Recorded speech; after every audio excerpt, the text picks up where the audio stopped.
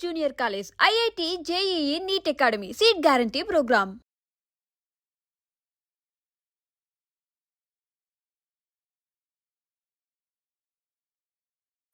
Sir మీ పుస్తకాల్ని ఒళ్ళో పెట్టుకుని స్ఫూర్తిగా ఇలా మొదలు పెడుతున్నాం. సంచిలో పెట్టుకోకండి వెళ్ళేటోడు. అంతేనా? ఒక్కో కాపీ ఉందా? మంచి స్పెసిమల్ లేవా? సో ఇవి ఏనాటివో చాలా 75 అండి. అవును, 76 డేట్లు ఉంటాయి. అప్పటి ప్రింటు, అప్పటి తీరుతెన్నులు. అమ్మో, పుస్తకంలో పేజీ బయటకు వస్తేనే ఎక్కడ ఇది నలిగిపోతుందా అని ఆందోళనగా ఉంది. సార్ 14 ఏళ్లకి ఇంత పుస్తకం రాయాలనే ఆలోచన మీకు ఎలా వచ్చి ఉంటుందో? తెలియదండి. అంటే ఎక్కువ చదివి తక్కువ రాయాలనేది పెద్దవాళ్ళు చెప్పింది. అలాగా మా ఊరు లైబ్రరీలో నేను బాగానే చదివాను. అలా చదువుతున్నప్పుడు రాయాలనిపించింది. ఆ రోజుల్లో ఎలా ఉండేది సార్ పుస్తకం రాయాలంటే? ఇప్పుడు రాయాలంటే పబ్లిషరు వాళ్ళకి నచ్చాలి, ఇలా రకరకాల వ్యవహారాలు ఉంటాయి. ఆ రోజుల్లో మీరు ఏంటి చేత్తో రాసేసుకున్నారా? కలంతో రాసేసుకుని వెళ్ళి చెప్పారా నేను రాశాను ప్రచురించండి అని? నేను రాయడానికి వెనకాల ఒక కథ ఉందండి. అది ఆ కథని నేను ఆల్రెడీ రాశాను. మళ్ళీ ఇప్పుడు చెప్పండి, చెప్తా. తప్పకుండా చెప్పండి. ఏంటంటే ఒక కథ రాశానండి. దాని పేరు నల్ల సుశీల. ఆ కథ ఆంధ్రజ్యోతిలో ఆనంద దీపావళి కథల పోటీకి పంపించాను, ఆంధ్రజ్యోతికి. ఆ రోజుల్లో ఈ పోటీలంటే వేలు లక్షలు వెళ్ళి అనుకుంటాను. దాంట్లో నాకు సెకండ్ ప్రైజ్ థర్డ్ ప్రైజ్ వచ్చిందండి నా మొట్టమొదటి కథకి. వచ్చేసరికి నా ఆనందం అంత మామూలుగా లేదండి. 250 రూపాయలు చెక్ వచ్చిందండి ఆ రోజుల్లో. పెద్ద అమౌంట్, చాలా పెద్ద అమౌంట్. బో. అయితే మాకు దగ్గరలో అనపర్తి అని ఒక ఊరు ఉంది. అక్కడ స్మగుళ్ళు కూడా అమ్ముతారు ఆ ఊర్లో. దాని ఫేమస్ అనపర్తి. అప్పుడు అక్కడికి వెళ్ళి హెన్రీ శాండిస్ వాచ్ కొనుక్కుందాం అనుకున్నానండి. 125 రూపాయలు. ఇలా అనుకుని ఆనందంతో ఎగిరి గంతులు చేస్తున్నాను. నా లోపల ఒక సీరియస్ పర్సన్ ఉన్నాడు, కానీ బయటికి గలగల ఏదో మాట్లాడుతుంటాను. అలాగా కొంతమంది అపార్థం కూడా చేసుకుంటారు నా లోపల మనిషిని తెలియని వాళ్ళు. ఇలాగా నేను సంబరంగా ఎక్కడ పడితే అక్కడ మాట్లాడుతుంటే ఎవరో కొంతమంది ప్రైజ్ ఇచ్చిందంటే మాటలు కాదు, ఏంటి కదా అని అడిగారండి. గలగలమంటే చెప్పేశాను. ఎక్కడ పడితే అడిగిన ప్రతి వాడికి చెప్పేశానండి. ఎవరో ఒక అతను ఆంధ్రజ్యోతికి ఒక లెటర్ రాశాడు. ఒక రష్యన్ కథ చదివానండి నేను. ఆ కథ ఇది అని క్లుప్తంగా కథ గురించి చెప్తూ, ఇది నా కథ గురించి, మీరు బాగుంది థీము అంటే అనువాదం చేసి పంపిస్తాము, మీకు మీ నుంచి రిప్లై ఎక్స్పెక్ట్ చేస్తున్నాము. అప్పుడు ఆంధ్రజ్యోతికి పురాణం సుబ్రహ్మణ్య శర్మ గారు ఎడిటరు, ఇంద్రగంటి శ్రీకాంత్ శర్మ గారు ఆయనకి అసిస్టెంట్. అంటే ఇంద్రగంటి శ్రీకాంత్ శర్మ అంటే మన కృష్ణ ఉన్నాడు కదా, అవును, మోహన్ కృష్ణ ఇంద్రగంటి. అలాగే కిరణమయ్యి వాళ్ళ ఫాదరు, నాకు గురువు తర్వాత కాలంలో. వాళ్ళు చదివి ఇదేంటి మనం ప్రైజ్ ఇచ్చిన కదా ఇదే కదా అని నాకు అది ఆపేశారండి. ప్రైజ్ ఆపేసి నా చెక్కు వెంటనే వెనక పంపమని లెటర్ వచ్చిందండి, మీకు ఇవ్వట్లేదు అని. ఆ తర్వాత నేను అక్కడికి వెళ్ళి నెత్తినోరు బాదుకుంటే, ఇంత స్టాండర్డ్ ఉన్న కదా ఇంత చిన్న కుర్రోడు రాయడం ఏంటి, నో వీడిని కాపీ కొట్టాడు అని డౌట్ వచ్చింది వాళ్ళకి. ఆ తర్వాత కాలంలో పురాణం సుబ్రహ్మణ్య శర్మ గారు నన్ను పిలిచి, నువ్వే నిజంగా కాపీగానే కొట్టకపోతే నువ్వు ఏమి రాయి, నేను ఫ్యూచర్లో వేస్తానే ఉంటాను నా ఆంధ్రజ్యోతిలో. కానీ ఇప్పుడు టైం అయిపోతుంది. తర్వాత వారమే దీపావళి ఇష్యూ బయటకు వచ్చేది. దీపావళి కథల పోటీకి గదని పంపించింది అని వేరే పాలకొండేటి సత్యనారాయణ గారికి ఏరుదాటిని కెరటం అనే కథకి ప్రైజ్ ఇచ్చేసారు, నాది పక్కన పారేసి. తర్వాత వాడికి లెటర్ రాశారండి. ఎవరైతే ఆంధ్రజ్యోతికి రష్యన్ కథ అనువాదం చేస్తున్నాను అని అన్నాడో అతనికి లెటర్ రాశారు. అతని నుంచి ఏ రిప్లై లేదండి. అయితే వాళ్ళు ఈ రకంగా చీట్ చేశారు అని అర్థం చేసుకున్న శర్మ గారు నా కథను పబ్లిష్ చేశారు. ఆ తర్వాత వెంటనే నవలా ప్రియదర్శిని ఒక స్కీమ్ పెట్టారండి. ప్రతి నవల 12 వారాలే, అంతకుముందుకి చిన్న చిన్న నవళ్ళు. ఆ స్కీమ్లో నేను ఏమీ డల్ అవ్వకుండా నవల రాసేసానండి. ఒక ఆవిడ అద్భుతంగా ఉంటుంది హ్యాండ్ రైటింగ్, ఆవిడ పేరు భానుమతి. ఆవిడ కాపీ రాశారు. రాసేందుకు ఆవిడకి 116 ఇచ్చాను. ఆ రోజుల్లో పెద్ద అమౌంట్. 116 ఇచ్చాను ఆవిడకి. ఆవిడని భానుమతి పిన్ని అనేవాడిని. ఆవిడ కాపీ రాశారు. ఆంధ్రజ్యోతికి పంపిస్తే సెలెక్ట్ అయింది. అదే మీ చేతిలో ఉంది, మంచు పల్లకి. ఎంత అద్భుతం సార్. అయితే తర్వాత నా సినిమా పేరు కూడా ఇదే పేరు, బట్ సినిమా కథ వేరే, ఈ కథ వేరే. అయితే సినిమాకి ఆ టైటిల్ పెట్టడానికి డైలారేటర్ కారణం అండి. ఆయన ఈ పేరు పెడదామని అంటే సరే అన్నాను నేను. సో అప్పటి నుంచి ఇప్పటి వరకు మరి ఎంతో సృజన ఉన్న ప్రయాణం మీది. ఇప్పుడు ప్రపంచం చూస్తే ఏమనిపిస్తుంది సార్ మీరు? అంటే వెనక్కి తిరిగి చూసుకున్న మీ ప్రయాణము, మీకు పరిచయమైన వ్యక్తులు, మీరు పెరిగిన వాతావరణం అన్నీ చూసి ఇప్పుడు చూస్తే జీవితం ఏమనిపిస్తుంది? ఏమనిపించడం కాదండి, నేను ఏంటంటే మనల్ని బట్టే, మన నుంచే మన జీవితం, మన ప్రవర్తన నుంచే. తిరువണ്ണామల ఎలా అనిపించింది 76లో, చలంగారం చూడాలనిపించింది నాకు. ఎందుకంటే ఆయన కంప్లీట్ సాహిత్యం చదివేశాను. అక్కడికి వెళితే నాకు అన్నీ అద్భుతంగానే ఉన్నాయండి. చలంగారితో పాటు ఆశ్రమం ప్రతిదీ. ఆ తర్వాత అప్పుడే రమణ భగవాన్ పరిచయం నాకు. ఆయన చదివి ఆయన చూడడం అంతే. అంటే మన ఇష్టాలకు తగ్గట్టు మనం వెళుతున్నాం కదా, అక్కడ నేను అద్భుతం చూస్తూ వస్తున్నానండి. ఇష్టం లేనిది నేను ఎప్పుడు ఎక్కడికి వెళ్ళా, చూడలే. కాబట్టి నాకు ఈ శత్రువులు, నాకు నచ్చని వాళ్ళు తక్కువే నాకు.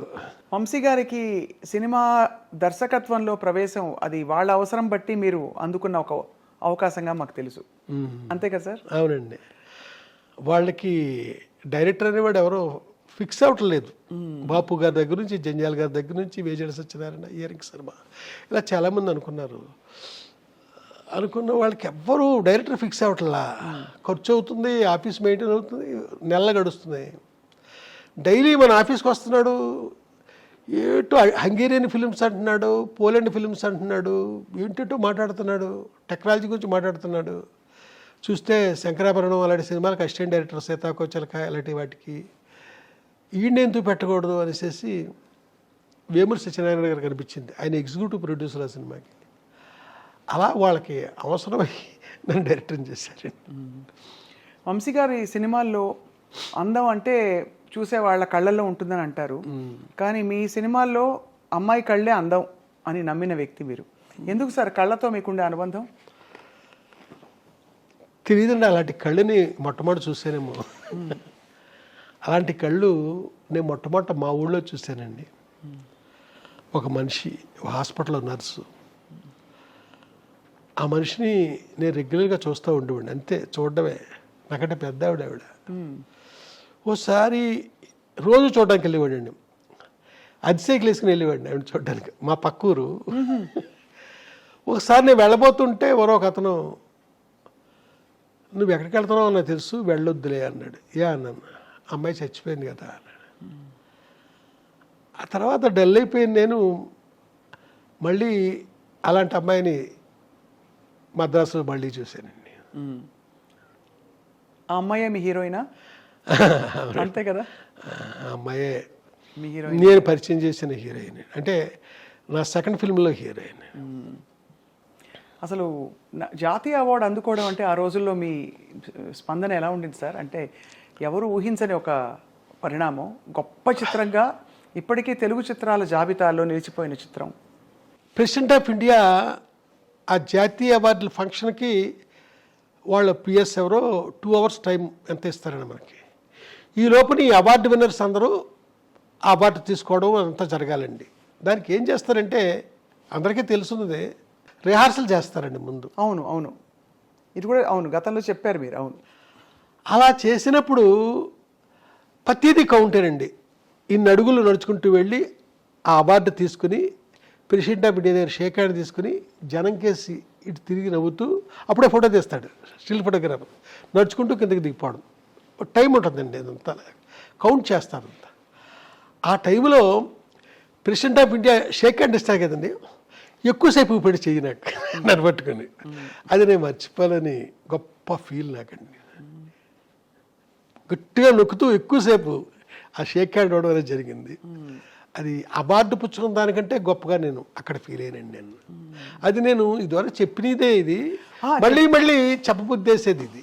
అవునవును, నిజమే. ఎందుకంటే సార్, ఆ రోజుల్లో జాతీయ అవార్డు మీ సమకాలీకులు చాలామంది ఇంకా ఎంతో అనుభవం ఉన్న వ్యక్తులు ఉండగా మీ చిత్రానికి రావడం అంటే విశేషం కదా సార్, చాలా విశేషం. ఆ ఫిల్మ్కి 4 అవార్డులు వచ్చినాయండి. Best editor, best female singer Janaki గారికి, వెన్నెల్లో గోదానందం పాట, best regional film, best production, అలాగా 4 అవార్డులు వచ్చినాయి.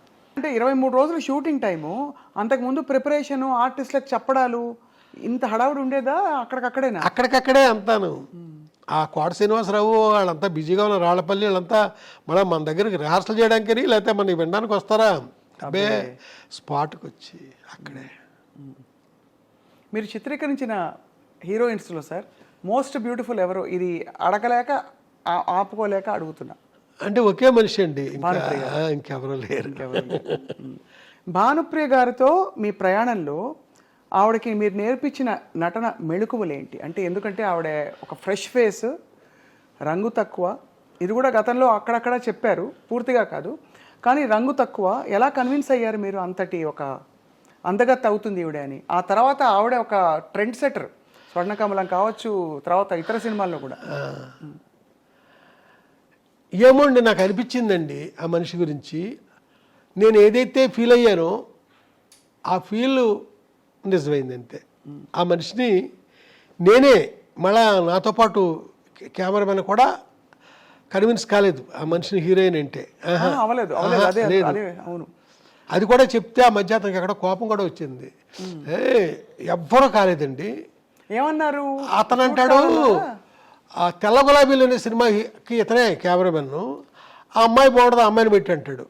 అమ్మాయి పేరు కల్పన, ఇళవరసి అండి తమిళ్లో. లేదు, నాకు ఈ మనిషే బాగుంది. ఆ తర్వాత కొంతమంది, మొన్న సినిమా ఒక మోస్తరుగా ఆడింది ఇది, ఇదేదో బంగారు లాంటి ఛాన్సు, శంకరాభరణం తీసిన కంపెనీ వాళ్ళు ఇచ్చారు నీకు ఛాన్సు, దీన్ని సద్వినియోగం చేసుకో. ఏంటి ఆ నల్లటి మేడుగుడ్లు దాన్ని పట్టుకుని విశాల నేత్రలు అంటావేంటి? ఇలా మాట్లాడారండి కొంతమంది. నాకు ఆ అమ్మాయే బాగుంది. అయితే ప్రొడ్యూసర్స్ వాళ్ళు బాగుందన్నానికి కారణం ఏంటంటే, 7 స్టార్స్ కలర్ ల్యాబ్ అని ఉస్మాన్ రోడ్లో ఘంటసాల గారి ఇంటి దగ్గరలో ఉందండి. అక్కడ పెద్ద పెద్ద ప్రింట్లు వేయించేసానండి. ఈ అమ్మాయి ఫోటో సెషన్ పెట్టి స్టిల్స్ తీసాను కదా, ఆ పెద్ద ప్రింట్లు వేసాను, వేయించి ప్రొడ్యూసర్ గారి ఇంట్లో పెట్టానండి. ఓ రోజున విశ్వనాథ్ గారు ఏదో పనుండి వచ్చారు అక్కడికి.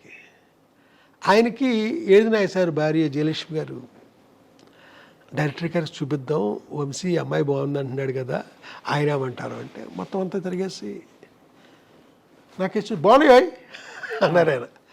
ఒకసారి ఆ మాట ఆయన అనేసరికి వాళ్ళ ఇంట్లో వాళ్ళంతా థ్రిల్ ఆవిడ తలుపు వెనకాలండి మా నాగేశ్వర గారి భార్య, ఆ అమ్మాయికి కొంచెం మెల్లనుకుంటానండి అంతే. మెల్లైతే అదృష్టం కదా అని వెళ్ళిపోయారు. ఓహో, అంతేనండి, అక్కడతో సెట్ అయిందండి. ఆ తర్వాత ఆ సినిమా తర్వాత బిజీ అయింది తను సితార్ తర్వాత. నేను అడిగాను, బిజీ అయ్యేట కదా నువ్వు అని. ఏం బిజీ, మోడర్న్ డ్రెస్లో ఉన్న క్యారెక్టర్లు ఎవరు ఇవ్వట్లేదు అంది. అప్పుడు అన్వేషణలో తన్ని మోడర్న్ డ్రెస్సులతో చూపించారు. ఓహో, అద్భుతం. చూపించేసరికి అక్కడి నుంచి ఈ చిరంజీవి గారి సినిమాలు అయితే, కృష్ణ గారి సినిమాలు, శోభనబాబు గారి సినిమా, ఇలాగా గువ్వా గోరింకతో మొదలుకొని అసలు ఒక స్టెప్, అన్ని స్టెప్పులు, అన్ని డ్రెస్సులు. ఆ తర్వాత సినిమా ప్రేమించి పెళ్ళాడు, ఇలాగ మీలాగ శారీ కట్టుకుని చక్కగా పెద్ద బొట్టు అక్కడే మొదలైంది ఆ సినిమాతోనే, పెద్ద బొట్టు. అలాగా ఆ సినిమాలో చూపించారండి. ఆ తర్వాత క్లాసికల్ డ్యాన్సర్గా ఆలాపన, అదే ఆఖరి ఫిల్మ్ ఆవిడతో.